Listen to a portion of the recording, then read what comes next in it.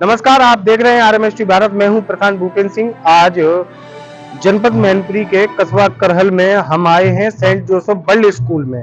आज यहाँ जो है सेंट जोसेफ वर्ल्ड स्कूल का 5वां स्थापना दिवस है और आज यहाँ जो है स्थापना दिवस के अवसर पर छोटे छोटे बच्चों द्वारा सांस्कृतिक कार्यक्रमों का आयोजन किया जाएगा। इस स्थापना दिवस के चीफ गेस्ट है समाजवादी पार्टी के राष्ट्रीय अध्यक्ष माननीय अखिलेश यादव जी। आइए हम आपको आगे के कार्यक्रम दिखाते हैं, आप हमारे साथ बने रहिए। लगातार ऐसी खबरें देखने के लिए हमारे चैनल को अभी सब्सक्राइब करें। जय हिंद, जय भारत। नमस्कार, आप देख रहे हैं RMST Bharat number 1 channel. Karhal में योगी सरकार पर जमकर बरसे Akhilesh Yadav. Saint Joseph world school के स्थापना दिवस के कार्यक्रम में शामिल हुए पूर्व CM अखिलेश यादव। रविवार को करहल के सेंट जोसेफ वर्ल्ड स्कूल के स्थापना दिवस के कार्यक्रम में शिरकत करने पहुंचे पूर्व CM अखिलेश यादव ने कहा कि जब तक शिक्षित समाज नहीं होगा तब तक हम तरक्की और खुशहाली की ओर नहीं जा सकते हैं। उन्होंने कहा कि शिक्षा को भाजपा सरकार ने बर्बाद किया है। प्राइमरी स्कूल में बच्चों की ड्रेस मिल रही है और न ही खाना मिल पा रहा है। सरकार स्कूलों में क्वालिटी ऑफ एजुकेशन नहीं दे पा रही है। सरकारी की तुलना में प्राइवेट स्कूलों में क्वालिटी ऑफ एजुकेशन बेहतर है। उन्होंने कहा भाजपा सरकार की नीयत ही साफ नहीं है। भाजपा सरकार पर हमला बोलते हुए उन्होंने कहा कि इस इलाके में सारस सबसे अधिक है। सपा सरकार में सारस मित्र बनाए थे। सारस को संरक्षित करने के लिए रिसर्च सेंटर भी खोले जा रहे थे, सरकार वो भी नहीं बना पा रही है। उन्होंने कहा सरकार चिड़ियों, पक्षियों और पेड़ों की भी दुश्मन है। सरकार गाय की दुश्मन और सांडों की मित्र है। महंगाई के मुद्दे पर बोलते हुए उन्होंने कहा कि भाजपा सरकार में महंगाई चरम पर है। आने वाले समय में आम जनता कपड़े भी नहीं पहन पाएगी। उन्होंने सरकार पर घोटाले आरोप लगाते हुए कहा कि अगर घोटाला देखना हो तो जिला पंचायत का काम देख लो। उन्होंने पत्रकारों से कहा अगर आपने सच्चाई दिखा दी तो आप भी जेल चले जाओगे। एक बार जोरदार तालियां हो जाएं।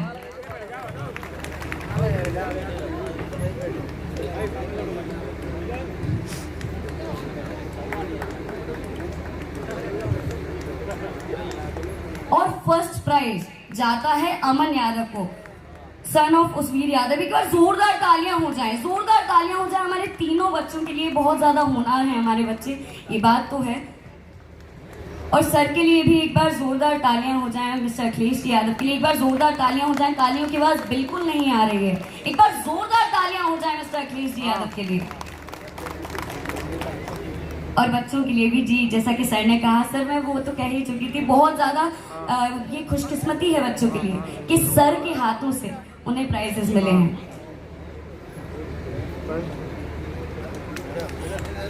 तालियां बजती रहें जब तक प्राइज डिस्ट्रीब्यूशन हो रहा है, तालियां बजती रहें।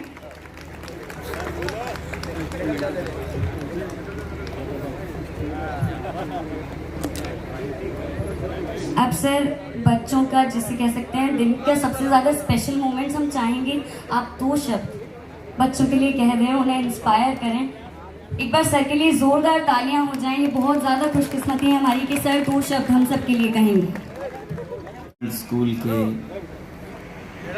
प्रबंधक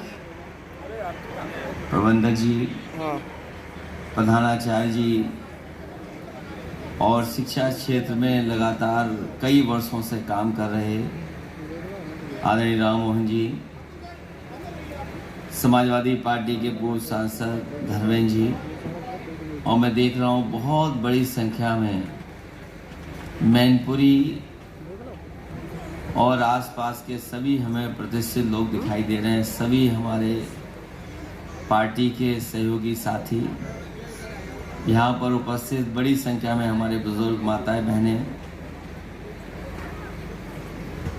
प्यारे बच्चों, पत्रकार साथियों, सबसे पहले सेंट जोसेफ वर्ल्ड स्कूल के जितने भी टीचर्स हैं और इन बच्चों को मैं बहुत बहुत बधाई देना चाहता हूँ। मैं उन्हें शुभकामनाएं देता हूँ। और जिस तरह का मैंने अभी परफॉर्मेंस देखा है, जो बच्चों की लगन दिखाई दी है, मैं ये कह सकता हूँ कि बच्चों के अंदर टैलेंट छिपा हुआ है और अगर हम उसको निकालने की कोशिश करें तो बहुत सारे हमारे टैलेंटेड बच्चे यहीं से निकल कर के न केवल इस क्षेत्र में बल्कि जो बड़े बड़े शहरों में पढ़ते हैं उनका भी मुकाबला कर सकते हैं। जिस तरह की परफॉर्मेंस बच्चों ने अभी की है, मैंने 3 परफॉर्मेंस देखी हैं और आखिरी में जो बच्चों ने करके दिखाया है, मैं समझता हूँ जितने लोग यहाँ बैठे होंगे कहीं ना कहीं उस परफॉर्मेंस को देख करके उससे जुड़ गए होंगे। और जो इमोशन आता है नेशनलिज्म को लेकर के, ये मैं समझता हूँ किसी भी देश में, समाज में सबसे ऊपर यही इमोशन रहता है। देश के प्रति प्रेम, अपनी धरती के प्रति प्रेम। मैं सेंट जोसेफ स्कूल के जितने भी प्रबंधक से लेकर के सभी लोग, उनको बधाई देता हूं कि 5वें फाउंडेशन डे पे उन्होंने मुझे बुलाया है। 5th फाउंडेशन डे है और जितने भी राजनीति करने वाले लोग हैं 5 साल बहुत याद रखते हैं।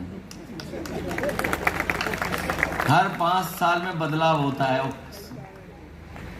कभी कभी सोचते हैं कि 5 साल में बदलाव होगा, लेकिन इस बार हम लोग सब चूक गए, 5 साल में बदलाव नहीं हो पाया। अब हम लोगों के लिए 4 साल बचे हैं।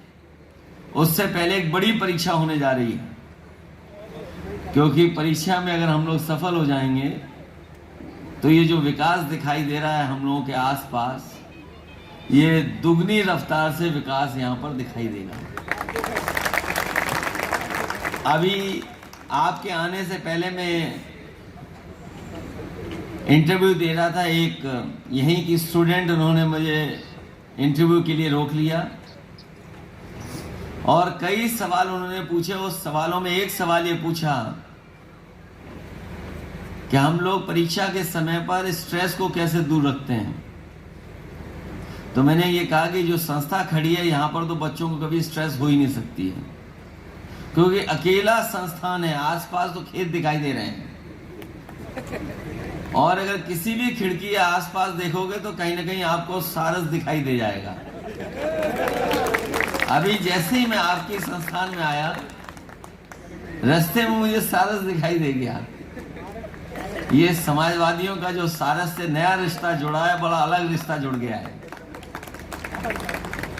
वैसे तो आजादी हम लोगों को हर चीज की मिलनी चाहिए, और जिन लोगों को सरकार में जनता ने बैठा दिया वो किसी की आजादी को पसंद नहीं करते। हम और आप लोग तो पॉलिटिकल लोग हैं, किसी न किसी विचारधारा से जुड़े लोग हैं। हमसे और आपसे तो नाराजगी हो सकती है, लेकिन सोचिए जो चिड़िया है उनसे नाराजगी क्या है। इस सरकार ने उसकी भी आजादी पे पाबंदी लगा दी। एक नौजवान उसकी देखभाल कर रहा था क्योंकि वो बीमार था, चोट खाया था, उसकी रखवाली की, उसका इलाज किया, उसको खाना खिलाया और अपना मित्र बना दिया। ये तो सोचने की बात थी। अभी तक तो हम लोग और लोगों को मित्र बनाते हैं। अगर हम जानवरों में देखें तो जितने लोग संपन्न हो जाते हैं वो अपने घरों में एक कुत्ता पाल लेते हैं। घर में कुत्ता एक होगा, लेकिन दरवाजे पे लिखेंगे कुत्तों से सावधान। ये हिंदी गलत है या हम लोग समझ नहीं पा रहे हैं। लोग बिल्ली पाल रहे हैं, कबूतर पाल रहे हैं, तोते पाल रहे हैं, लेकिन अगर आपने थोड़ा बहुत साहस दिखाया और सारस के करीब पहुंच गए तो हो सकता है आपके सामने परेशानी खड़ी हो जाए।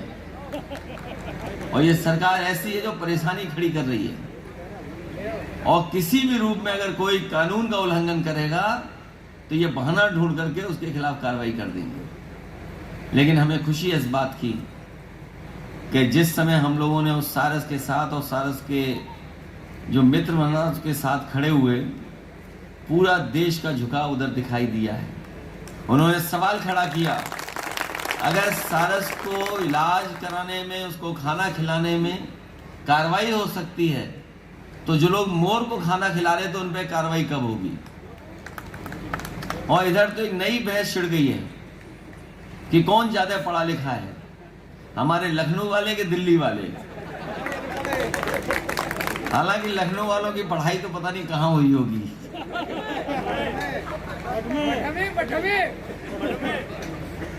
इसलिए मैं इस मौके पर बधाई देना चाहता हूँ।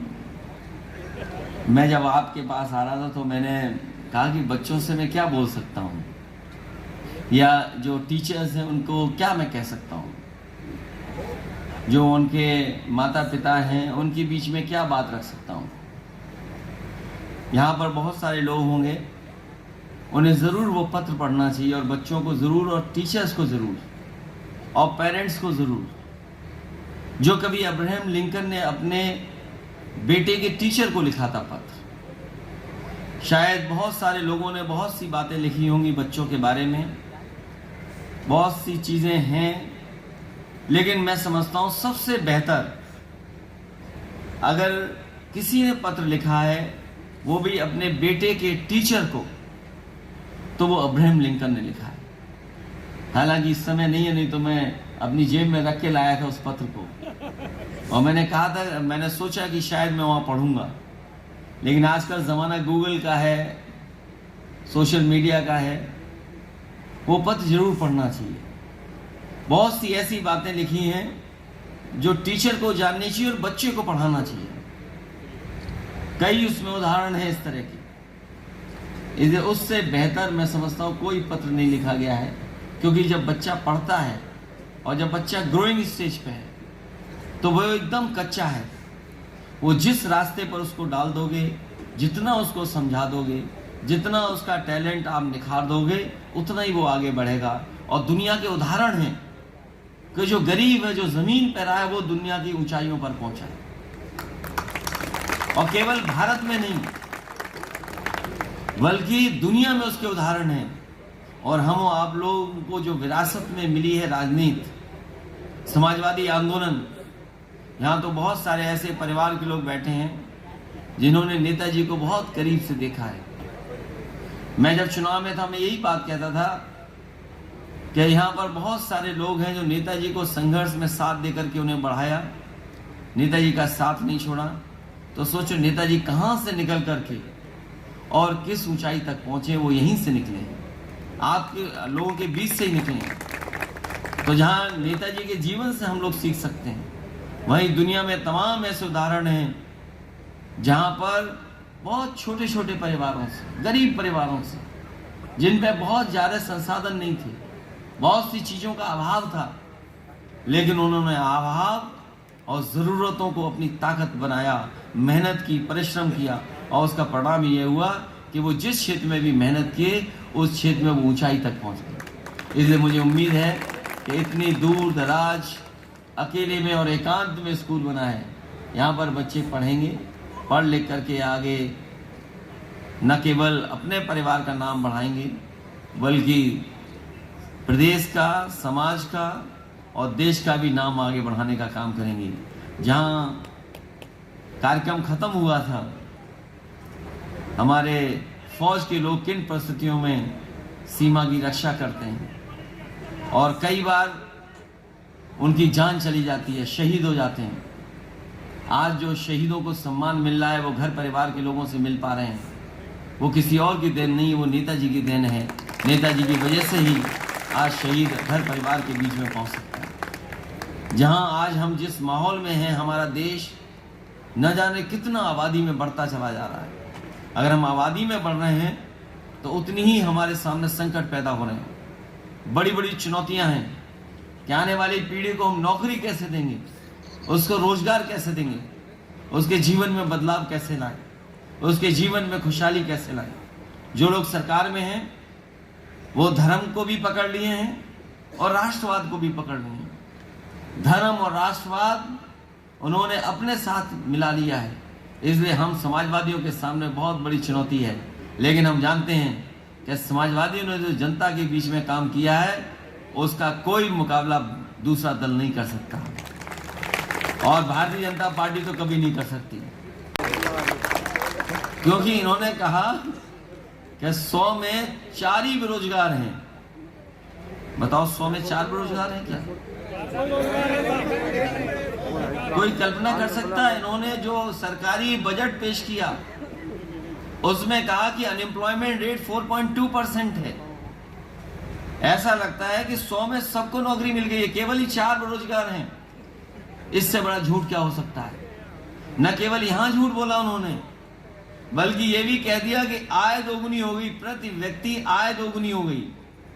मुझे लगता है कि मुख्यमंत्री जी ने अपने अधिकारियों की केवल गिनती प्रति व्यक्ति आय, जो तहसील में बैठते हैं, जो थाने में बैठते हैं, उनकी तो आय बढ़ी है, लेकिन आम जनता की आय नहीं बढ़ी है।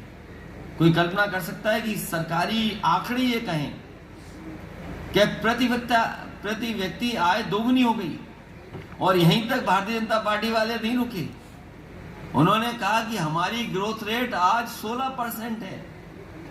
अरे अगर 16% ग्रोथ रेट होती तो पूरे उत्तर प्रदेश में एक्सप्रेस वे बनते दिखाई दे रहे होते, फैक्ट्रियां लगती दिखाई दे रही होती, मेडिकल कॉलेज लगते दिखाई दे रहे होते, नए नए स्कूल बनते दिखाई दे रहे होते। अगर 16% की ग्रोथ रेट होती, और 16% की ग्रोथ रेट होती तो हमारे किसानों की अपनी पैदावार की भी कीमत दुगनी मिल रही होती अगर 16% होती। और क्या कह रहे हैं कि $1 ट्रिलियन इकोनॉमी। 1 ट्रिलियन इसलिए बोल रहे हैं कि गरीब समझ ही नहीं पाए कि ट्रिलियन क्या है, और जब तक समझे तब तक इनसे वोट ले ले। बताओ कितने लोग जानते होंगे $1 ट्रिलियन इकोनॉमी क्या है। और जो झूठ बोला है उसको सच बनाने के लिए अमेरिका की कंपनी बुला ली और उसको 200 करोड़ रुपए दे दिए। बताइए, भारतीय जनता पार्टी के लोग, सरकार में बैठे लोग, जो झूठ बोल दिया है उसको सच बनाने के लिए अमेरिका से 200 करोड़ की कंपनी बुला ली। इसलिए हमें और आपको सावधान रहना पड़ेगा। यहाँ जो कुछ विकास हुआ है वो समाजवादियों ने किया है, और जो कुछ विकास होगा वो समाजवादी कराएंगे। और हम भरोसा दिलाते हैं, जिस तरीके से समाजवादी लोगों ने सबको जोड़ा है, हमें उम्मीद है कि हमारे नेता और कार्यकर्ता सब लोगों को इसी तरीके से जोड़ते रहेंगे, क्योंकि समाजवाद से ही राम राज्य आएगा। और जब तक जाति जनगणना नहीं होगी तब तक न समाजवाद आ सकता है न राम राज्य आ सकता है। इन्हीं शब्दों के साथ हम आप सबका बहुत बहुत धन्यवाद देते हैं। सेंट जोसेफ वर्ल्ड स्कूल के प्रबंधक जी को, उनके टीचिंग स्टाफ को और उनके बच्चों को विशेष बधाई देता हूं, क्योंकि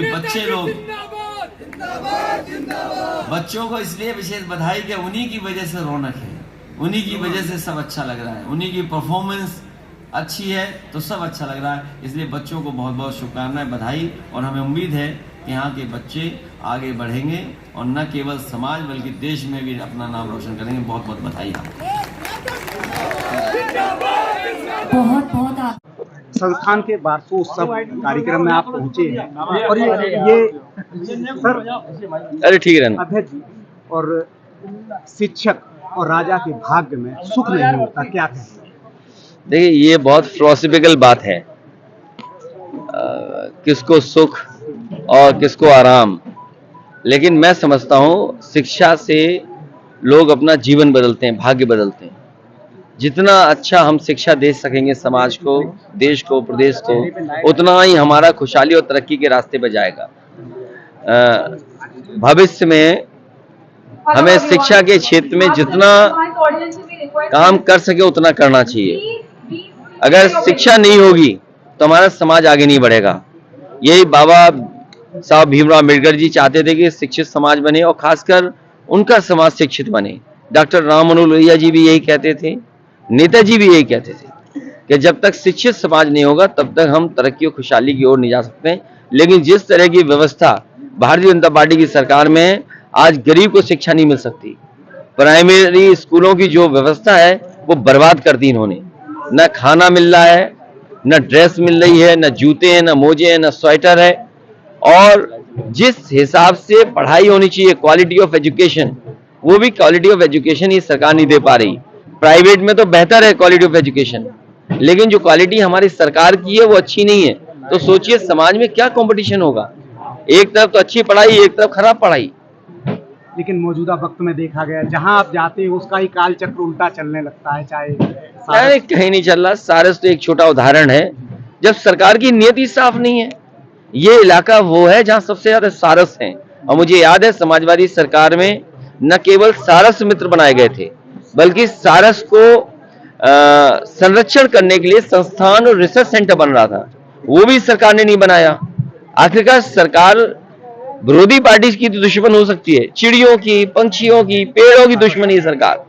ये सरकार तो पेड़ों पक्षियों की दुश्मन है, गाय की दुश्मन है सरकार, सांड की मित्र है सरकार। निकाय चुनाव की बात कर लेते हैं अध्यक्ष जी। महंगाई तो ऐसी है कि आने वाले समय में आप लोग कपड़े नहीं पहन पाओगे और खाने को नहीं मिलेगा, और डीजल पेट्रोल इतना महंगा मिल जाए सबको साइकिल पे चलना पड़ेगा। अध्यक्ष जी, निकाय चुनाव लगता है आपको ये निष्पक्ष कराएंगे? किसने? एक पत्रकार ने सच्चाई दिखाई थी, उस पर मुकदमा लगा दिया। तुम भी सच्चाई मत दिखाना, सच्चाई अगर दिखा दी तो तुम भी जल चले जाओगे। अध्यक्ष जी और घोटाला अगर देखना है आप जिला पंचायत का काम देख लो, अगर सबसे ज्यादा घोटाला देखना है जिला पंचायत का कोई काम देख लो। इनके विधायक ठोकर मार रहे हैं सड़क पे तो डामर गिर रहा है उधर जाकर के, इनके विधायक सीढ़ियां चढ़ रहे हैं ईंटें देख रहे हैं, वो बर्बाद हैं। तो जो सरकार 6 साल से रही हो, जिस सरकार ने अभी अभी अपनी छठी मनाई हो और उसकी छठी मनाने पे बताओ किस दुर्दशा है उत्तर प्रदेश की। नगर निकाय चुनाव की बात कर रहे हैं। नगर निकाय के चुनाव में इस बार उत्तर प्रदेश कूड़ा साफ होगा, गंदगी साफ होगी, नगर पालिका और जहां जहां बीजेपी के मेयर थे, नगर पालिका अध्यक्ष थे, वहां वहां डेंगू ज्यादा फैला। और आज भी चेक कर लो, जहां बीजेपी के चेयरमैन है, जहां बीजेपी के मेयर है, वहां मच्छर ज्यादा है, नगर पालिका निष्पक्ष चुनाव कूड़ा है, करकट है, गंदगी है। और तब है जब सबसे पहले प्रधानमंत्री ने झाड़ू उठाया हो, सफाई कर्मचारियों के पैर धोए हों, बड़े बड़े उद्योगपति, बड़े बड़े एक्टरों को स्वच्छ भारत से जोड़ करके उन्हें क्या बना दिया था, एम्बेसडर सफाई का, और स्मार्ट सिटी का सपना दिखाया। तो बताओ कितनी गंदगी है आज, कूड़ा फेंकने की जगह नहीं, सड़क बना दी समाजवादियों ने, और कूड़ा कहाँ फेंक रहा है बताइए, बाईपास में फेंक रहा नहीं फेंक रहा है यहाँ पे, और खुले में। बताओ अगर चिड़िया खा लेगी तो मर जाएगी नहीं मर जाएगी, और हम लोगों के खेतों में चली जाएगी, खेतों से जमीन में चली जाएगी, फसल में आ जाएगी गंदगी, तो हम और आप मर जाएंगे नहीं मर जाएंगे। अध्यक्ष जी 2024 लोकसभा आगामी चुनाव जो है, एक तरफ भाजपा है दूसरी तरफ बसपा है, लेकिन वार्डों के आरक्षण नहीं बदले, किस तरह? चलिए ये अब विषय बड़ा नहीं है, सुप्रीम कोर्ट देख रहा है, अब जो है सुप्रीम कोर्ट निर्देश दे देगा, कोर्ट निर्देश दे देगा, उसको हम लोग फॉलो करेंगे। अध्यक्ष जी एक तरफ देख रहे हैं कि जैसे ही एकजुट सहकारिता में तो लूट लिया, जैसे ब्लॉक प्रमुखी लूटी, एमएलसी लूटी, फिर लूट लिया। ये लुटेरे लोग हैं, लोकतंत्र पे भरोसा नहीं करते। इसलिए मैंने कहा भारतीय जनता पार्टी के लोग 840 हैं। अभी आप पश्चिम बंगाल से लौटे और राहुल गांधी जी की सत्ता रद्द कर दी, उससे अब आगे कार्रवाई क्या रहेगी? कांग्रेस पार्टी को ऐसा कानून नहीं बनाना चाहिए था, कांग्रेस पार्टी ने कानून बनाया, उन्हीं का नेता फंस गया। तो कांग्रेस पार्टी को कम से कम कानून तो ऐसा बनाते जिससे जो झूठे फंसाए जाते हैं। अब बीजेपी अपने नेताओं को तो 6 महीने और 1 साल की सजा दिलवाती है, पता नहीं क्या करती है। बीजेपी ऐसी पैरवी कराती है कि विपक्ष के लोग को 2 साल से ज्यादा सजा मिल जाए। सबसे पहले मोहम्मद आजम खान साहब गए, उनके बेटे गए, समाजवादी पार्टी के बहुत सारे लोगों के खिलाफ मुकदमे दर्ज किए गए, इसीलिए कि उनकी सत्ता छीन लें। इरफान सोलंकी है, उसकी सत्ता छीनना चाहते हैं। रमाकांत यादव उनकी सत्ता छीनना चाहते हैं। दीपक यादव को झूठा फंसा दिया। ये केवल दूसरों को फंसा रहे हैं। और सोचिए मुख्यमंत्री जी ने अगर अपने केस न वापस लिए होते तो बताओ चुनाव हो गया होता कि नहीं होता उनके लिए। अध्यक्ष जी जो अगर काउंटर हो रहे हैं उसके बारे में आप क्या कहेंगे? एक पत्नी ने जो आत्महत्या कर ली, देखिए उस जिले में आसपास 3-4 घटनाएं हैं। माँ बेटी को बुलडोजर और झोपड़ी में आग लगा करके मार दिया। वहीं एक पुलिस ने मारा इतना कि उसकी जान चली गई, बलवंत सिंह की। फिर ये पुष्पेंद्र उसकी पत्नी ने आत्महत्या कर ली। और आसपास ऐसे कई घटनाएं हैं जहां पर प्रशासन और भारतीय जनता पार्टी की वजह से हुई जाने। भारतीय जनता पार्टी के सरकार में किसी की सुनवाई नहीं है, अन्याय चरम सीमा पर है। अध्यक्ष जी एक तरफ लोकसभा चुनाव की तैयारी चल रही है, एक तरफ आपकी जो लड़ाई है वो भाजपा से, दूसरी तरफ आज बसपा के सुप्रीमो की बैठक हुई। अब जब कोर वोटर की बात आती है तो 13% लगभग ये वोट जो है जो छिटक जाता है, अगर सपा के पाले में आ जाता है तो जाहिर सी बात। देखिए ऐसा है, आप इसका विश्लेषण मत करो। जब मैनपुरी का चुनाव था तो सब चैनल जातियां गिनते थे टीवी पे, याद करो, अखबार वाले गिनते थे ये समीकरण है, ये समीकरण है। जब रिजल्ट आया तो किसी ने नहीं गिना किसी को है। तो इसलिए आप ये मत गिनो। उत्तर प्रदेश की जनता देख रही है कि बाबा साहब भीमराव अम्बेडकर जी का जो सपना था, उनका जो संविधान था जिस पर लोकतंत्र मजबूत होता, उसको खतरा है। जो लोग लोकतंत्र बचाना चाहते हैं वो सब समाजवादियों के साथ खड़े दिखाई देंगे। इस बार शिवपाल यादव कहां से चुनाव लड़ने वाले हैं? जहां से तुम बता दो वहीं टिकट दे देंगे। इसके बाद जाता है सुनील शेट्टी जी के घर। सुनील शेट्टी जी के घर के पहले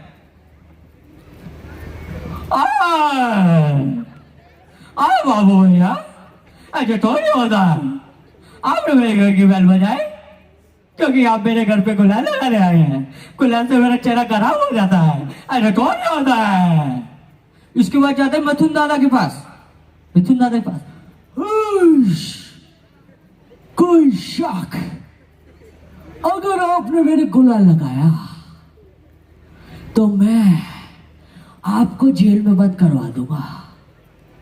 इसके बाद जाते हैं टाइगर श्रॉफ के पास। टाइगर श्रॉफ के गुलाल लगा लेते हैं अमरीश पुरी जी। अरे भाई टाइगर, तुम बहुत घूम रहे हो, आइए गुलाल लगाता हूँ। अब टाइगर श्रॉफ जाता है, आपने मेरे गुलाल लगा दिया, छोटे बच्चे हो क्या? इसके बाद अमरीश पुरी जी जाता है सबसे पहले। अब अमरीश पुरी जी के दो दोस्त है। एनी गेसेस अमरीश पुरी जी के दोस्त कौन है? अमरीश पुरी जी के दोस्त भाई दोस्त राजू या बोले तो इनको अपने घर तक लेके अरे वाह बराबर रंग लगाने का वाह है। इसके बाद अमरीश पुरी जी, अब क्या होता है अमरीश पुरी जी उनके पास जाते हैं अक्षय कुमार के पास। अक्षय कुमार अपनी गर्लफ्रेंड के साथ होली मना रहे होते हैं। अब अमरीश पुरी जी अक्षय कुमार को एक डायलॉग बोलते हैं आतंकवादी वाला। कौन सा? दिल जले। प्रेमी है, पागल है, दीवाना है, पर ये मत भूल कि दुनिया की नजरों में तू आतंकवादी है, और आतंकवादी की प्रेम कहानी नहीं होती। Thank you so much.